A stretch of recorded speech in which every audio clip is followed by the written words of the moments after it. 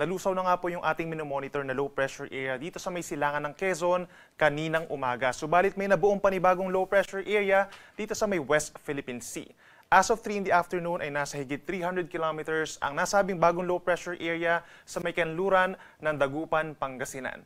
Base sa ating analysis sa pagganda ng ikot po nito at dun sa pagkapal ng mga ulap sa paligid nitong low pressure area, naging mataas na agad ang tsansa or high chance na ito yung maging isang tropical depression or mahinang bagyo sa susunod na 24 oras. Itong low pressure area, yung trough or yung outer rain bands nito ay siya nagpapaulan po sa ngayon dito sa ilang bahagi po ng Northern, Central Luzon, Metro Manila and Calabarzon.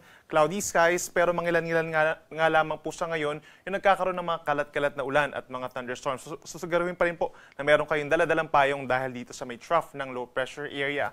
For the rest of Southern Luzon, itong Mimaropa, Bicol Region, malaking bahagi ng Visayas and Mindanao, asahan naman yung epekto pa rin itong southwest monsoon or hanging habagat na unti-unting pinalalakas nitong low pressure area. At kitang-kita dito sa ating latest satellite animation, meron tayong malalakas na mga pag-ulan na aasahan ngayong gabi dito sa malaking bahagi ng Mimaropa, plus Negros Island Region and Western Visayas. Susugaruhin na may dalang payong at mag-ingat din sa banta ng baha at pagguho ng lupa.